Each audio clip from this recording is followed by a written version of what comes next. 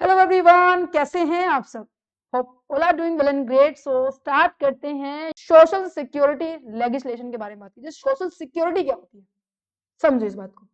अब आप किसी ऑर्गेनाइजेशन में, आप सभी बच्चे, आपके मम्मी पापा किसी भी ऑर्गेनाइजेशन में काम करते हैं, ठीक है। वो ऑर्गेनाइजेशन में काम करते करते उनको किसी भी तरीके से उनको या तो इंजरी हो जाए, या उनका एक्सीडेंट हो जाए, या उनकी डेथ हो जाए, या वो बूढ़े होते जा रहे हैं, तो ऑब्वियस है भाई, घर को चलाने के लिए पैसे तो चाहिए ना, ये नहीं चाहिए?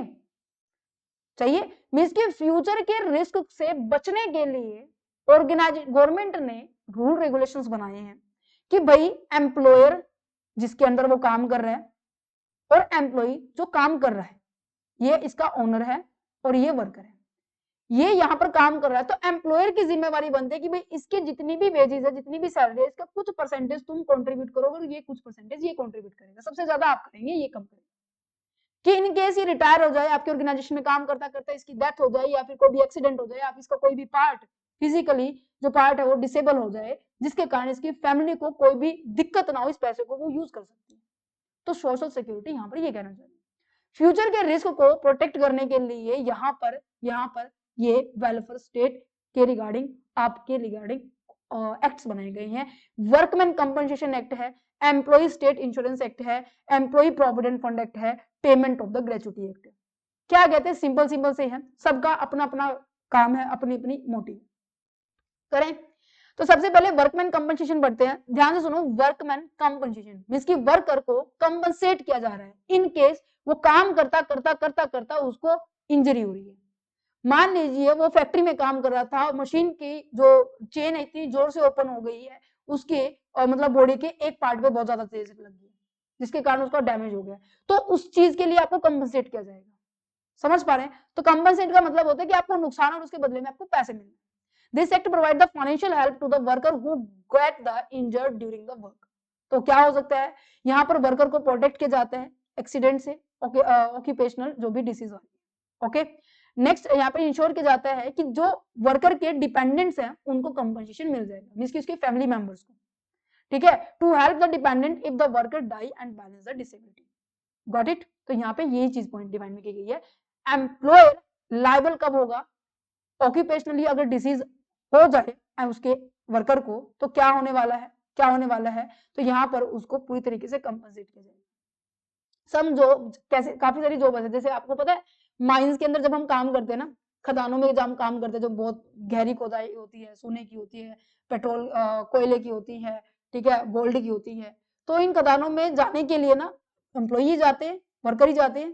तो इनकेस उस खदान के दौरान उनकी कुछ भी मिस हैपनिंग हो जाए, तो जरूरी है उनको कंपनसेट करना। समझ में आ रहा है? तो ये शेड्यूल 3 के अंदर डिफाइन किया गया है। पार्ट 1 में कहते हैं कि नो मिनिमम सर्विसेज पीरियड, जहां पर ये कई बार ऐसा होता है कि भाई पीरियड देखा जाता है कि भाई कितने महीने हो गए, कितने साल हो गए इस बंदे को काम करते हुए, जो हमारे यहाँ पर जिसके साथ मिस हैपनिंग हुई है।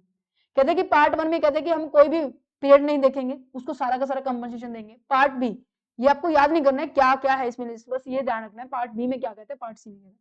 पार्ट बी में कहते हैं कि भाई कम से कम 6 महीने उसने काम किया होना चाहिए। पार्ट सी में कहते हैं कि जो सेंट्रल गवर्नमेंट ने टाइम डिसाइड कर रखा है, as per there is a department to department, as per there is a work to work, तो आपको वो फॉलो करना पड़ेगा। Employer liability for the personal injury by the accident. Employer की लाइबिलिटी, पहले एम्प्लॉयर की लाइबिलिटी किसकी थी, ऑक्यूपेशनल डिजीज हो रही है, ठीक है, एम्प्लॉयर की लाइबिलिटी होगी कि वो इंजर हो रहा है किसी भी एक्सीडेंट के through, that means injury is caused by the accident during the work, काम करते करते हुए, उसका डायरेक्ट कनेक्शन है काम करने में और उसके एक्सीडेंट में, तो डेफिनेटली उसको क्या मिलने वाला है, कंपनसेशन मिलने वाला है, ठीक है। फिजिकली नर्व सिस्टम की, फिजिकली मेंटल वो अनस्टेबल हो रहा है किसी भी कारण से, उसको कंपनसेशन मिलने वाला है। कंपनसेशन की अमाउंट आप गो थ्रू कर सकते हैं, ये आप एक दो पॉइंट, इसमें कोई दिक्कत नहीं है, ये आपको as it is static point है, आपको याद करना, ठीक है। एम्प्लॉयर किस केस में लाइबल नहीं होगा, मींस कि कब उसको पैसे देने की जरूरत नहीं है, कब उसको कंपनसेट करने की जरूरत नहीं है, जब जब जब जब वो खुद की गलती, मींस कि एम्प्लॉय खुद की गलती से क्या कर रहा है, खुद की गलती से इंजर्ड हो। फॉर एग्जाम्पल, मैं अगर आपको मैकेनिक एग्जाम्पल दूं, कार मैकेनिक एग्जाम्पल दूं, तो कार मैकेनिक के काम के अंदर ना आपको हेलमेट वेयर करना पड़ता है, ठीक है। आपने किसी भी कंपनी में देखा होगा कि जो मारुति सुजुकी की जो कंपनी होती है, ठीक है, होंडा की है, अलग अलग जितनी भी कंपनी, उसमें सबने में हेलमेट होता है, ग्लव्स होते हैं, शूज होते हैं, इवन नी के यहाँ पर भी वो जो बांधते हैं प्रोटेक्शन के लिए। अगर वर्कर खुद ही नहीं, इवन कंपनी ने आप लोगों को प्रोवाइड किया हुआ है, वर्कर खुद नहीं बांध रहा तो गलती किसकी है?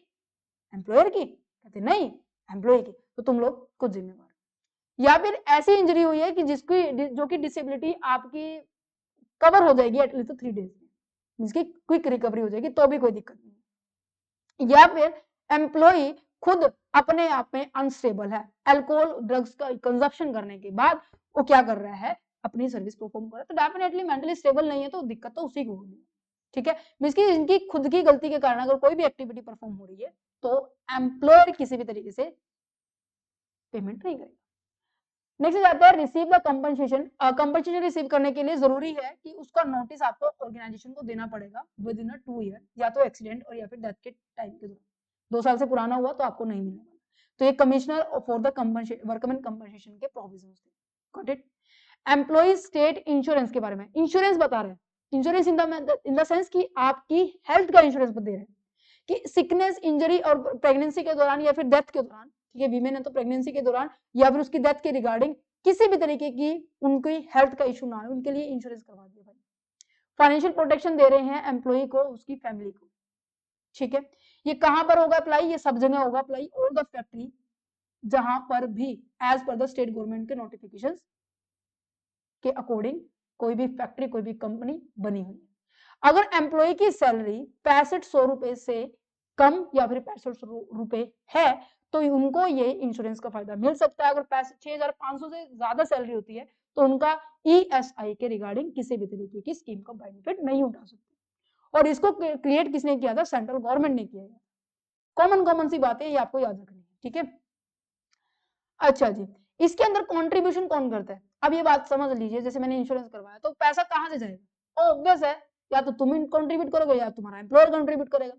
एम्प्लॉयर की कंट्रीब्यूशन पॉइंट ज्यादा होती है। एम्प्लॉयर कहेगा, बोला गया है कि आपको 4.75 पर, मान लीजिए आपकी 10,000 सैलरी है, 10,000 का 4.75 दैट मीन 475 रुपए एम्प्लॉयर को ऐसे डब्बा है, गुल्लक कहते हैं ना, उसमें डिपॉजिट करने पड़ेंगे और एम्प्लॉय को 1.75 दैट मीन 175 रुपए एम्प्लॉय को।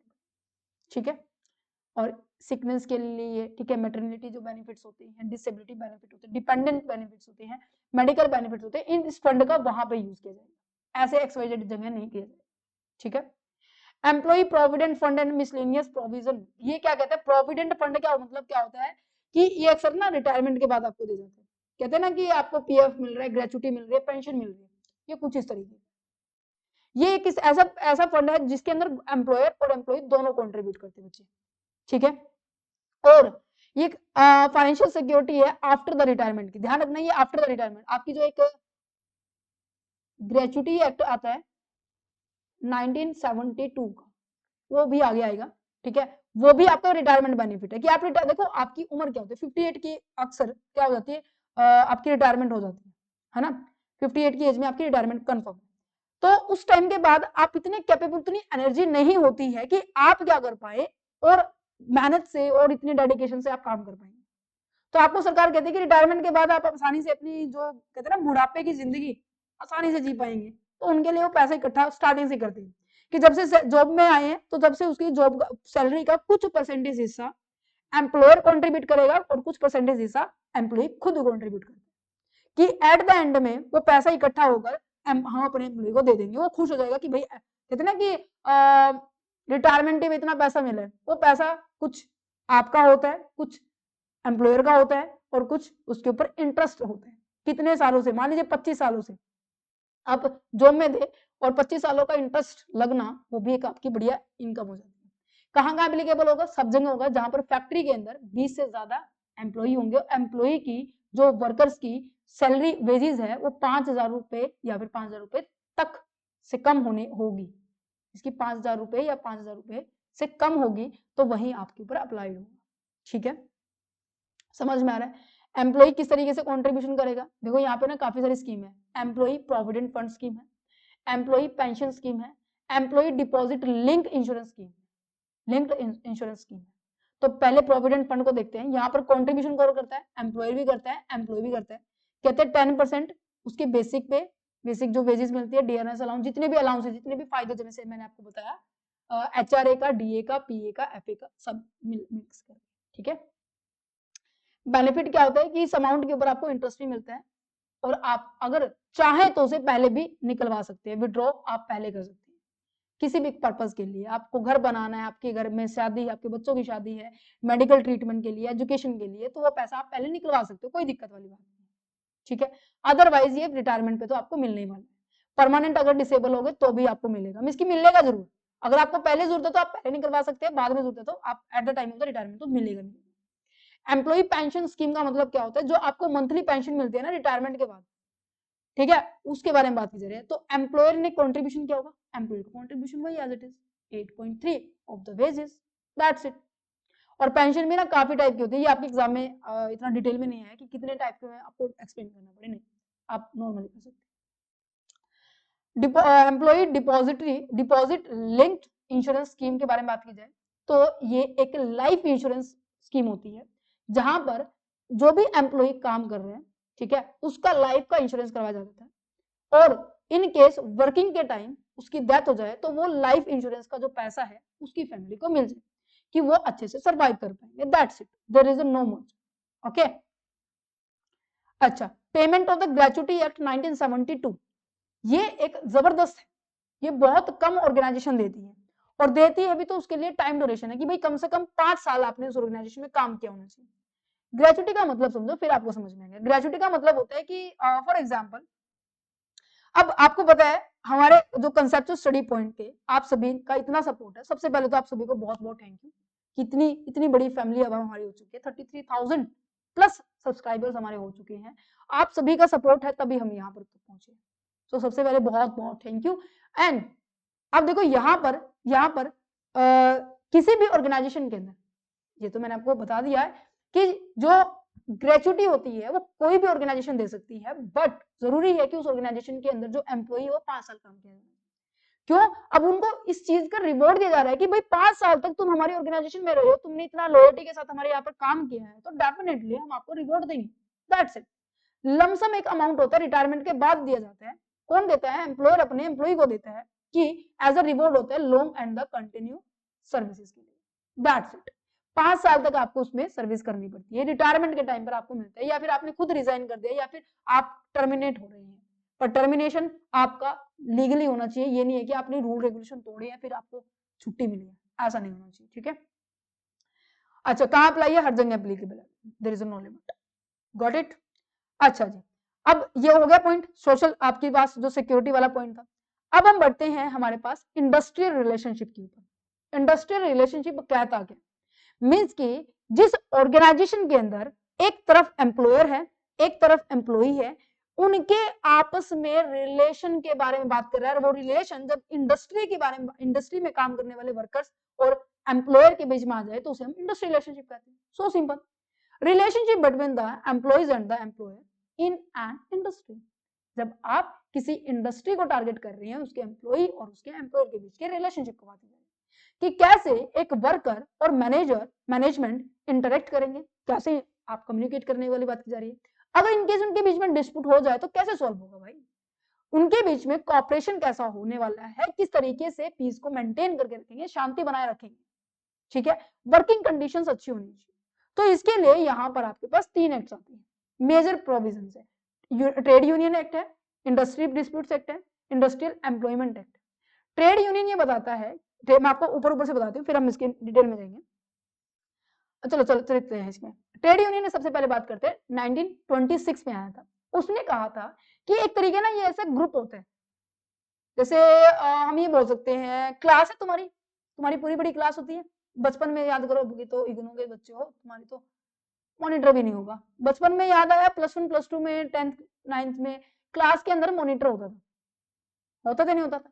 अब ये मॉनिटर क्या करता था, अगर तुम्हें कोई दिक्कत होती थी, किसी भी लेक्चर का टेस्ट कम करवाना है, नहीं करवाना, अक्सर मेरे साथ ऐसा होता था कि जो क्लास मॉनिटर था मेरे पास सिफारिश लेकर आता था कि मैम क्लास में बच्चों की ना आज तैयारी नहीं है तो प्लीज ना आप ना टेस्ट ना लो। अच्छा, अब ये पूरी क्लास को रिप्रेजेंट कर रहा है, तो इस तरीके से एक बड़ा एसोसिएशन होता है वर्कर्स का, उसे हम ट्रेड यूनियन कह देते हैं। और वो वर्कर के लिए जितने भी इंटरनल ये पर्सन है ना, इनके लिए काम करते हैं, ठीक है, इनको कोई भी दिक्कत है, लाइटिंग की दिक्कत है, इन्वायरमेंट की दिक्कत है, वेजेस की दिक्कत है, टाइमिंग की दिक्कत है, किसी भी तरीके की दिक्कत है, ये ट्रेड यूनियन के जो लीडर होते हैं वो बात करते थे मेन हेडिंग से।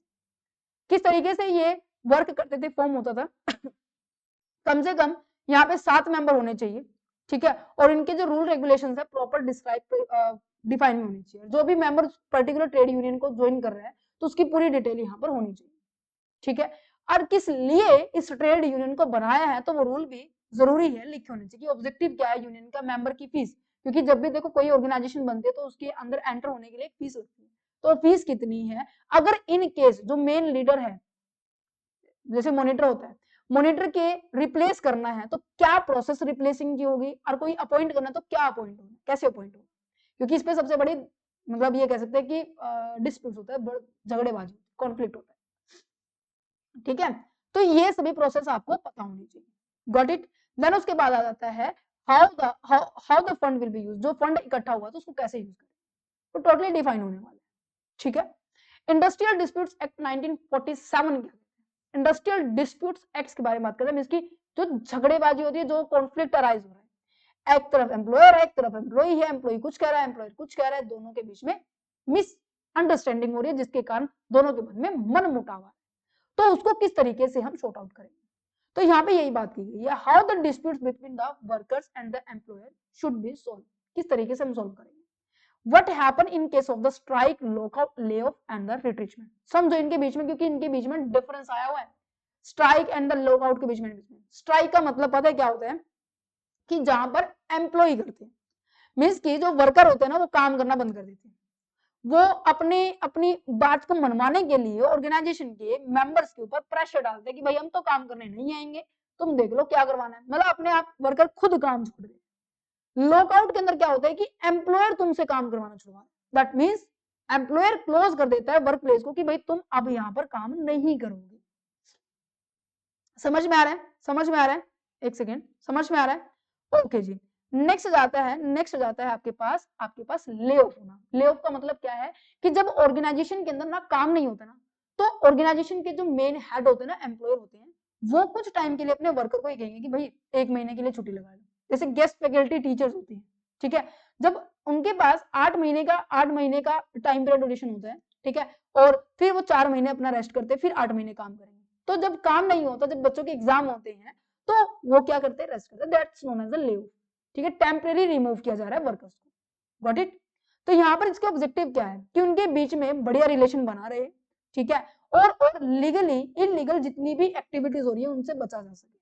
Strike and the lockout is illegal है, बाकी आपकी लीगल है, ठीक है। प्रोवाइड द मशीनरी, आप मशीन को प्रोवाइड करें, किसी भी तरीके की सेटलमेंट ना हो, इसकी मशीनरी इन द सेंस कि एक कमेटी बोर्ड इनकी बारे में बात की जा रही है, आप अपने वर्कर्स की प्रोटेक्शन के लिए काम करें, ठीक है। तो अथॉरिटी अंडर दिस एक्ट में कौन कौन सी अथॉरिटी है, वर्कर कमेटीज है, ठीक है, ये भी आप होल्ड करो, अभी आप उसको होल्ड करो क्योंकि इसको मैं रोल्स के ऊपर समझाऊंगी इसको मैं। एक सेकेंड, हाँ यहां से पढ़ते क्योंकि एग्जाम में क्वेश्चन यही है कि क्या कारण होता है डिस्प्यूट्स होने के, इंडस्ट्रियल डिस्प्यूट्स होने के कारण क्या है।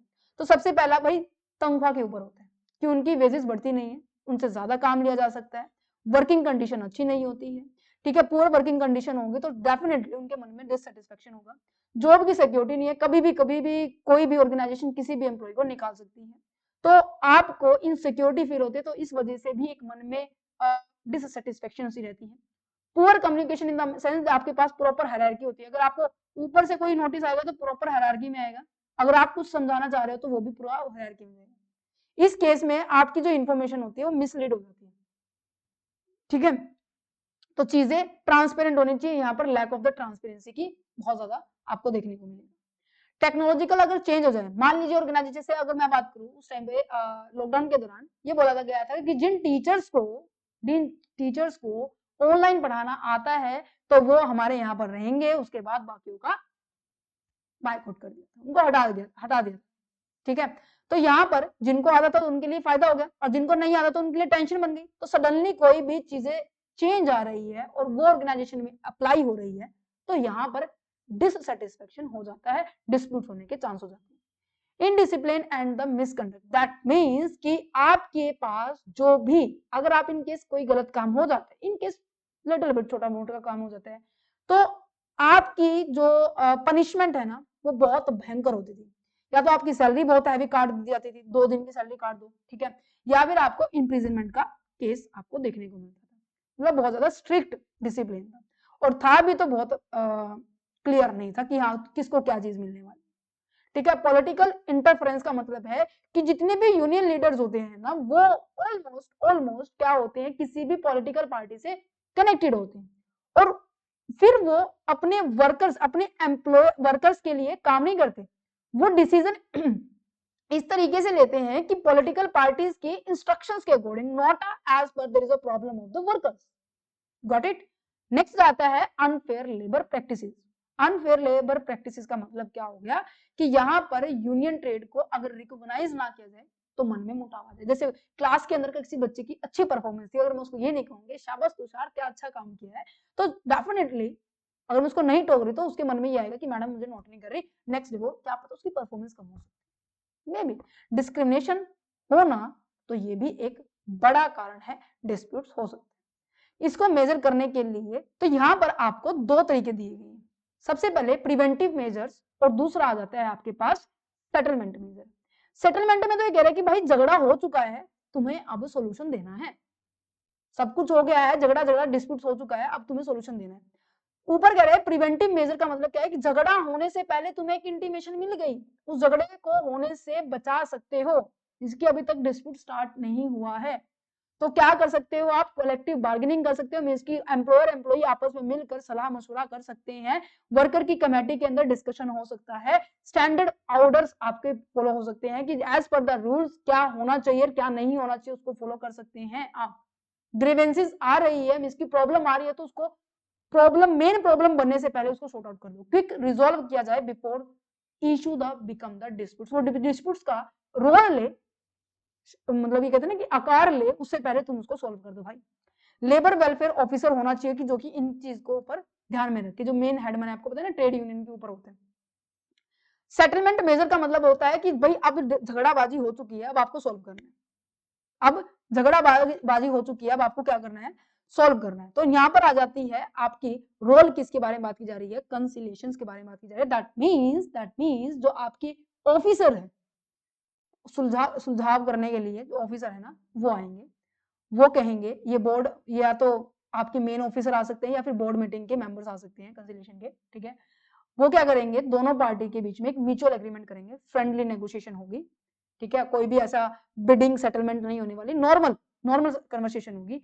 यहाँ पे मेन बात है, मेन बड़ी अथॉरिटी होती है तो लोग मान इसलिए जाते हैं। या फिर वॉलेंट्रियल एट्रीब्यूशन होती है, एट्रीब्यूशन इन द सेंस इधर वाली पार्टी के बीच में झगड़ा है, इधर वाली पार्टी, मान लीजिए ए है बी है, ए अपने कोई एक मेंबर को लेकर आएगा, बी अपने कोई एक मेंबर को लेकर आएगा, दोनों एक दूसरे की बातें सुनेंगे, फिर फाइनली एक डिसीजन पे आएंगे, ठीक है। अब नेक्स्ट आता है कि आपके पास जुडिक्शंस के अंदर बात की जा रही है कि जो गवर्नमेंट अगर इन केस आप एट्रीब्यूशन का हेल्प ना ले, इसके कॉमन न्यूट्रल पर्सन का आप मदद नहीं ले रहे हो, तो जो लेबर कोर्ट है, इंडस्ट्रियल ट्रिब्यूनल है, नेशनल ट्रिब्यूनल है, उनका जो डिसीजन होगा ना वो फाइनल होगा, वो आपको फिर मानना पड़ेगा, तो कुछ भी डिसीजन हो सकता है, ठीक है।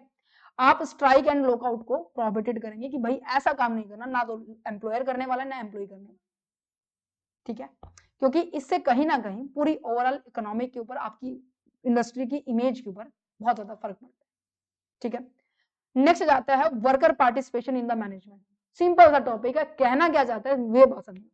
वर्कर पार्टिसिपेशन का मतलब है कि देखो मेन जो डिसीजन कौन लेता है, एचआर लेते हैं, मैनेजर लेते हैं, डायरेक्टर लेते हैं। इसमें ये बोला गया है कि जब आप डिसीजन ले रहे हो ना तो आपके वर्कर्स को भी इक्वली पार्टिसिपेशन दो, मींस कि यहाँ मैनेजर है तो यहाँ पे वर्कर्स की सलाह मशवरा लेनी चाहिए। पढ़ो, worker participation in the management means employ taking a part in the decision making along with the management के साथ साथ वो पार्टिसिपेशन कर रहे, दैट्स इट। मींस कि giving the worker voice, worker की वॉइस को मद्देनजर करके, मींस कि जो मुकदमे वो रख रहा है सामने, वो उसके ऊपर बात होनी चाहिए, क्योंकि ग्राउंड लेवल की रियलिटी यही जानते हैं। ऑब्जेक्टिव रीड कर सकते हो, मैं आपको ये समझाती हूँ कि nature and form of the participation कैसे हो सकता है, क्योंकि यहां से क्वेश्चन आया। इंफॉर्मेशन पार्टिसिपेशन होता है, दैट मींस मेन जो मैनेजर है ना उसने क्या लिया, डिसीजन ले लिया है, पॉलिसी बना ली है, वो जस्ट इन्फॉर्म किया जा रहा है आपके वर्कर्स को, मीन्स की जो मेन वर्कर्स हैं। Only inform the worker are only inform about the plan, policy changes जो भी लेकर आए हैं, और may be given the suggestion, worker अपना सजेशन दे सकता है, बट वो मेन डिसीजन को इन्फ्लुएंस नहीं कर सकता, आने वाले डिसीजन के अंदर चेंज आ सकते हैं उसके बेसिस पे। कंसल्टेटिव पार्टिसिपेशन का मतलब क्या होता है कि जहां पर वर्कर से एडवाइस ली जाती है इश्यूज के ऊपर कि भाई ये इश्यू है, तुम्हें क्या लगता है, वो अपने ओपिनियन देगा और उसके बाद फाइनली डिसीजन लिया जाएगा, उस ओपिनियन को मद्देनजर रखते हुए, पर लेगा डिसीजन मैनेजर ही, राय ले लिया और उस डिसीजन के अंदर उस राय को इंक्लूड करना। एडमिनिस्ट्रेटिव पार्टिसिपेशन का मतलब क्या होता है, वर्कर आप हेल्प करता है implement the decision and the share the some managerial responsibility, इसकी मैनेजमेंट की जितनी भी मोस्ट ऑफ जो रिस्पॉन्सिबिलिटी है उसको हेल्प करने में, उसको सॉर्ट आउट करने में हेल्प करता है, डे टू डे जितनी भी एक्टिविटीज होती है। Got it. डिसीजन मेकिंग में पार्टिसिपेशन यहाँ पे बहुत ज्यादा रोल अदा होता है वर्कर का, एक्टिवली पार्टिसिपेट करता है डिसीजन में। That's it, this is the whole about their whole chapter. यहाँ पे फिनिश हो गया, छोटी मोटी बातें लिखी गई है, आप इसको पढ़ सकते हैं, जो अभी तक हम पढ़ते आ रहे हैं, कितने वर्कर होंगे, कहाँ एप्लीकेबल होगा, क्या बेनिफिट है, दैट्स इट। हो गया भाई चैप्टर कंप्लीट। मैं आपको बता देती हूँ, नोट्स लेने तो आप टीम के साथ कांटेक्ट कर सकते हैं, और ये सभी सब्जेक्ट की जो सब्जेक्ट है हमने कवर कर लिए हैं, तो इनके भी नोट्स आपके अवेलेबल हैं, ठीक है। सो इंपॉर्टेंट ये क्वेश्चन देख लीजिए कि आपको कहाँ से पूछा गया, इंडस्ट्री के अंदर क्या डिस्प्यूट्स है, कर लिया हमने, ठीक है, सॉरी कौन कौन से केस है, कौन कौन से वेरियस मेजर्स हो सकते हैं। दूसरा आपके पास गवर्नमेंट ने क्या prevention and the settlement disputes को अप्लाई किया, स्ट्राइक एंड लॉकआउट क्या होता है, इनके बारे में मतलब बताना है, वर्कर पार्टिसिपेशन क्या होता है ये बताना। अब आप ये बताइए कि आपको ये करने की जरूरत थी, ये जो लेबर लेबर लेबर लेबर, अरे ये वाला, क्योंकि सारे पॉइंट यही तो थे, दैट्स इट, फैक्ट्री एक्ट का था, यहाँ पर ये सारा चैप्टर हो गया फिनिश। सो उम्मीद करते हैं ये जो MCQ04 की जो सीरीज मैं आपके सामने लेकर आ रही हूँ आपको हेल्प कर रही होगी, और फिर भी अगर कोई डाउट है या फिर कोई सजेशन आप देना चाहते हैं वो आप हमें दे सकते हैं, ठीक है, मैं उस पर जरूर काम करूंगी, मेरी टीम आपके लिए ही काम कर रही है, ठीक है। So thank you for watching this video, और इतना सपोर्ट इतना प्यार देने के लिए बहुत बहुत धन्यवाद आप सभी का। तो ऑल द वेरी बेस्ट, बिल्कुल भी डरना नहीं है एग्जाम के लिए, गॉट इट। चलो तो बाय बाय।